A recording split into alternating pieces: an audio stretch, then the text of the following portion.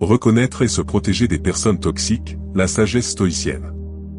Tu l'as peut-être déjà senti, ce frisson étrange dans le dos. Comme une intuition, mais que tu as mise de côté. Tu entends leurs mots doux, tu vois leur sourire éclatant, tu ressens même cette chaleur apparente dans leurs gestes. Et pourtant, quelque chose sonne faux. Cette sensation, elle commence souvent par un simple détail. Tu remarques peut-être que leurs yeux ne sourient pas vraiment quand leur bouche le fait. Tu observes cette micro-expression qui traverse leur visage, trop rapide pour être consciente, mais assez claire pour que ton instinct la capte. Ton corps enregistre ces signaux bien avant que ton mental ne les comprenne. Tu vois cette personne tisser des liens, offrir des attentions. Tu veux y croire. Tu veux faire confiance. Et puis, un jour, tu réalises que derrière cette façade bien lisse, se cache une ombre. Une énergie que tu n'arrives plus à ignorer. Une tension dans ton ventre, un malaise dans ton cœur, comme un souffle court à chaque interaction. Et tu sais quoi? Cette tension n'est pas de la paranoïa. C'est ton système nerveux qui te protège. Comme un radar interne qui détecte les fréquences dangereuses. Tu peux sentir cette lourdeur dans l'air quand ils entrent dans une pièce, cette façon qu'a l'atmosphère de changer, de se charger d'électricité négative. Tu es peut-être face à une personne malveillante. Pas toujours méchante en apparence. Mais profondément destructrice. Tu sais, les stoïciens parlaient souvent de la perception. De la capacité à voir avec clarté au-delà du masque. Et aujourd'hui, je t'invite à écouter non pas avec ta tête, mais avec ton cœur. Avec tes tripes. Car ce que tu vas entendre ici peut changer ta façon de voir, et surtout de te protéger. Le magnétisme trompeur. Tu as déjà croisé une personne qui entre dans une pièce et tout le monde se retourne? Tu ressens l'aimantation. Elle parle, elle rit, elle semble s'intéresser à toi. Tu es captivé. Tu veux croire que cette connexion est authentique. Mais quelque chose cloche. Tu observes peut-être la façon dont elle incline légèrement la tête quand tu parles, comme si elle buvait tes paroles. Ses gestes paraissent parfaitement calibrés, sa voix modulée avec précision. Et pourtant, quand tu regardes vraiment dans ses yeux, tu ne vois rien. Un vide étrange, comme un lac gelé. Beau en surface, mais sans vie en dessous. Petit à petit, tu remarques qu'elle coupe la parole. Elle te corrige en public, te lance des remarques subtiles mais blessantes. Tu sens ton estomac se nouer. Tu veux dire quelque chose, mais ta voix se fait plus petite. C'est là que ton corps devient ton allié le plus précieux. Tu ressens cette boule dans la gorge quand tu veux parler mais que tu te censures. Tu sens tes épaules se crisper, ta respiration se raccourcir. Écoute ces signaux. Ils ne mentent jamais. Les stoïciens t'invitent ici à ne pas te fier aux apparences. À ressentir la vérité, même si elle dérange. Tu es peut-être dans une soirée, entouré de monde. Et tu la regardes briller. Mais tu remarques qu'à chaque fois que tu essaies d'exister un peu plus, elle t'éclipse. Elle recentre tout sur elle. Et tu te sens soudain, invisible. Tu peux même entendre le changement dans sa voix quand l'attention se porte sur quelqu'un d'autre. Ce ton qui devient plus aigu, plus pressant. Tu vois ses gestes se faire plus amples, plus théâtraux. Elle récupère le projecteur avec une maestria troublante. La force de l'apathia stoïcienne. C'est là que tu peux respirer profondément. Retrouver cette apathia, cette paix intérieure qui t'aide à voir clair. Car quand cette personne perd le contrôle, quand tu lui dis non, tu entends un ton monter, un reproche glisser, une accusation subtile. Tu ressens la pression. L'apathia stoïcienne, ce n'est pas l'indifférence froide. C'est cette capacité à garder ton centre émotionnel stable, comme un arbre aux racines profondes qui ne plie pas dans la tempête. Tu sens cette solidité en toi, cette encre intérieure qui te permet de rester debout quand l'autre tente de te déstabiliser. Une personne bienveillante accueille la vérité. Une personne toxique te la fait payer. Tu peux littéralement entendre la différence dans leur voix. Quand tu poses une limite claire, une personne saine dira peut-être « Je ne savais pas, merci de me le dire ». Mais une personne toxique? Tu entends ce sifflement dans sa voix, ce ton qui devient coupant comme une lame. Tu es trop sensible, tu exagères toujours, je ne t'ai rien fait. L'absence d'empathie, un vide glaçant. Et ce n'est pas fini. il y a un signe qui ne trompe jamais, l'absence d'empathie. Tu sais, cette sensation que quand tu parles de ton chagrin, on te répond par une moquerie, un silence glacé, ou un simple changement de sujet. Tu te sens seul. Incompris. Imagine, tu partages quelque chose qui te touche profondément. Tes yeux brillent peut-être d'émotion, ta voix tremble légèrement. Et tu vois cette personne te regarder comme si tu étais un objet curieux. Pas de chaleur dans son regard. Pas de résonance. Juste une analyse froide, calculatrice. Tu t'ouvres, et au lieu de réconfort, tu sens une barrière. Tu partages une joie, et tu reçois un regard vide, ou pire, une remarque qui vole ton moment. C'est comme parler à un mur de glace. Tes mots rebondissent, ton émotion se heurte au néant. Tu peux même sentir physiquement cette froideur, comme si la température de la pièce avait chuté de plusieurs degrés. Là encore, ton corps ne ment pas. Tu sens que quelque chose est cassé. Une personne sans empathie peut même aller plus loin, elle blesse sans jamais s'excuser. Elle trahit sans remords. Elle ment sans frissonner. Les stoïciens parlaient de vertu, de justice, de bonté. Ici, il n'y a rien de tout ça. Et parfois, c'est dans les petits gestes que tu le perçois le plus, elle t'interrompt sans cesse. Elle ne pose jamais de questions. Elle n'offre jamais son aide, même quand tu en as clairement besoin. Tu ressens alors comme un vide. Comme si tu donnais, mais qu'il n'y avait jamais rien en retour. C'est épuisant, n'est-ce pas? Cette sensation de verser ton énergie dans un puits sans fond. Tu donnes, tu écoutes, tu soutiens, et tu reçois du vent. Tu peux même sentir cette fatigue s'installer dans tes os, cette lassitude profonde qui vient quand tu réalises que tu nourris un fantôme émotionnel.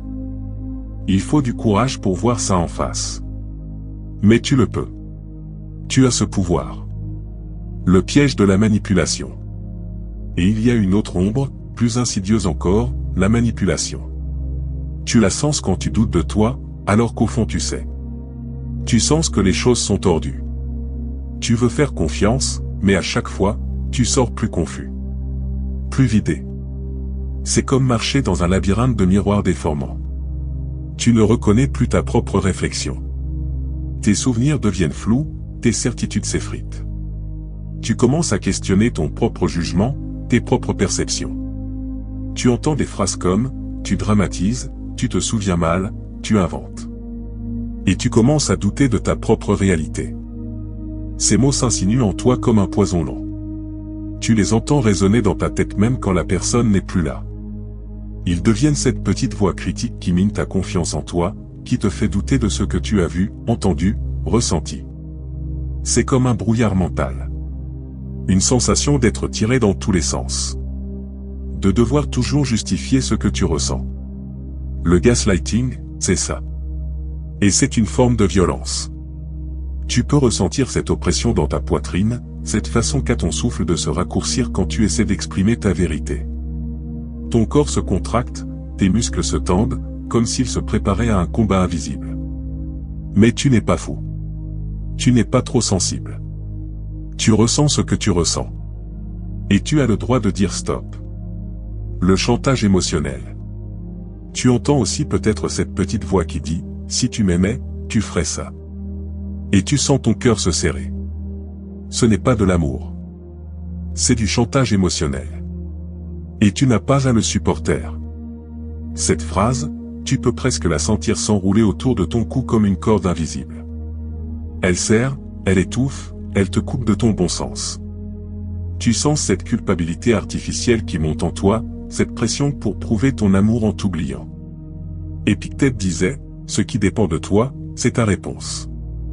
Ta clarté. Ta capacité à dire non. À poser tes limites. La reconnaissance est le mensonge pathologique. Tu le sens, n'est-ce pas, cette sensation étrange, quand quelqu'un ment encore, et encore. Et plus tu t'en rends compte, plus la toile se resserre. Il monte encore plus, il t'enferme dans une illusion de plus en plus complexe. C'est comme être pris dans une toile d'araignée faite de mensonges. Plus tu bouges, plus tu t'empêtres. Chaque mensonge en appelle un autre, chaque version déformée de la réalité nécessite une nouvelle déformation pour maintenir l'illusion. Tu entends ces fausses paroles, tu vois leur visage, et pourtant, quelque chose sonne faux. Ton corps te le dit. Ton cœur le murmure. Observe leur micro-expression. Cette tension presque imperceptible autour de leurs yeux quand ils mentent. Cette façon qu'a leur voix de devenir légèrement plus aiguë, plus contrôlée. Ton instinct capte ces détails bien avant que ton mental ne les analyse. Les stoïciens t'inviteraient à garder ton calme. À respirer. À voir la situation avec lucidité, ce n'est pas toi le problème. Tu n'as pas à te laisser emporter par la confusion de l'autre. Et pourtant, sur le long terme, tu le sais, ces mensonges répétés abîment ce qu'il y a de plus précieux, la confiance. Tu vois cette fissure, tu la ressens dans ton ventre. L'insécurité s'installe, et tu ne sais plus quoi croire. Tu doutes, constamment. Et ce doute, il t'épuise. Il ronge ton énergie. Il te fait remettre en question ce que tu sais, ce que tu vois, ce que tu ressens. C'est comme porter un sac de pierres invisibles. Chaque mensonge ajoute un poids, chaque manipulation alourdit ton fardeau. Tu sens cette fatigue s'accumuler dans tes épaules, cette lassitude qui s'installe dans ton sourire. L'art stoïcien des limites. Tu veux savoir comment te protéger, sans perdre ta paix intérieure? Cela commence par poser des limites. Des vraies. Celles qui protègent ton cœur, ton énergie, ton espace mental. Une limite, ce n'est pas de la froideur. C'est de l'amour pour toi-même. Imagine-toi dire à cette personne, je tiens à notre lien, mais je ne peux pas continuer à être traité ainsi. Si cela se répète, je devrais prendre mes distances. Tu sens cette fermeté tranquille? C'est ta force. C'est ton intégrité qui parle. Ressens cette solidité dans ta voix, cette assurance dans ton regard. Tu n'attaques pas, tu ne juges pas, tu poses simplement ta vérité comme une évidence. Comme un fait immuable de la nature. Et surtout, répète-la, encore et encore. Parce qu'une limite ne vaut que si tu la respectes toi-même. Épictète nous enseignait la discipline. La constance. Si tu poses une limite mais que tu la laisses glisser à la première résistance, alors les autres apprennent qu'ils peuvent piétiner ton espace. C'est comme construire une maison. Chaque limite respectée pose une brique solide. Chaque compromis malsain fragilise les fondations. Tu peux sentir cette construction se renforcer en toi, cette architecture intérieure qui te protège. Regarde. Observe. Est-ce qu'on respecte tes frontières? Sinon, pourquoi rester? L'évolution des limites. Et n'oublie pas, les limites évoluent. Peut-être qu'à ton travail, tu dois aussi apprendre à dire non. Tu entends ce « oui » automatique qui sort trop vite? Et si tu laissais place à un « non » respectueux et aligné, pour protéger ton bien-être? Ce « oui » automatique, tu peux le sentir jaillir de ta gorge avant même que ton cerveau n'ait eu le temps de réfléchir. C'est comme un réflexe conditionné, une programmation profonde qui te pousse à plaire, à éviter le conflit, à te sacrifier. Mais qu'est-ce que tu ressens dans ton corps quand tu dis oui alors que tu penses non? Cette crispation dans ton ventre, cette tension dans tes mâchoires, cette façon qu'a ton énergie de chuter d'un coup. Certains n'aimeront pas. Ils te critiqueront. Ils te feront culpabiliser. Ils te pousseront à douter. Tu entendras peut-être leur voix changer, devenir plus froide, plus distante. Tu verras leurs expressions se durcir, leurs regards se détourner. Et c'est normal que ça te touche. Tu es humain, tu as besoin de connexion, d'appartenance. Mais comme le disait Marc Aurèle, garde ta paix. Ne laisse pas l'émotion de l'autre voler ta clarté. Reste droit. Reste enraciné. Tu n'es pas responsable de leur réaction. Tu es responsable de ton alignement. Le courage de s'éloigner. Et parfois, poser une limite, c'est choisir de s'éloigner. Même si ça fait mal. Même si tu trembles. C'est un acte de courage. Sénéca disait, choisis bien ton entourage. Il façonne ton âme. S'éloigner de ceux qui piétinent tes limites, c'est honorer ta propre valeur. Cette distance, tu peux la sentir s'installer progressivement. D'abord dans ton cœur, qui se protège en se fermant légèrement. Puis dans tes gestes, qui deviennent plus mesurés, plus prudents. Enfin dans tes mots, qui se font plus rares, plus choisis. Ce n'est pas de l'indifférence. c'est de la préservation. L'importance du soutien. Et tu n'es pas seul, appuie-toi sur ton cercle, ton clan, ta tribu. Parle. Partage. Demande du soutien.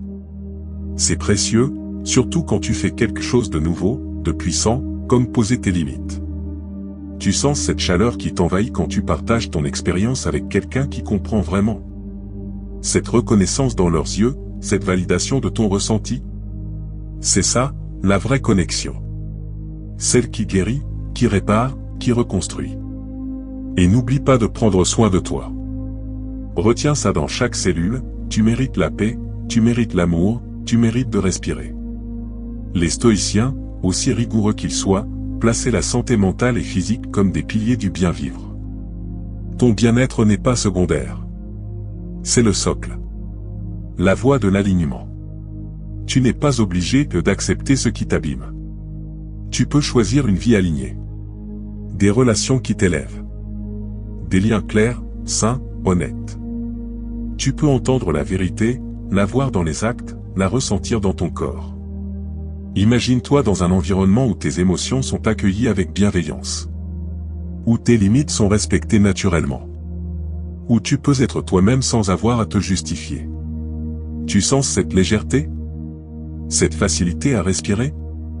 C'est ça que tu mérites. Pose des limites, non pour te couper du monde, mais pour t'y ancrer en vérité. Car comme le rappelle la philosophie stoïcienne, ta paix et ton intégrité sont sacrées. Mettre une limite, ce n'est pas rejeter. C'est honorer. Ta vérité. Ta valeur. Ta vie. Et quand tu honores ta propre valeur, tu enseignes aux autres comment te traiter. Tu deviens un phare dans ta propre existence, guidant tous tes choix vers ce qui te nourrit vraiment, vers ce qui te fait grandir, vers ce qui respecte ton essence profonde.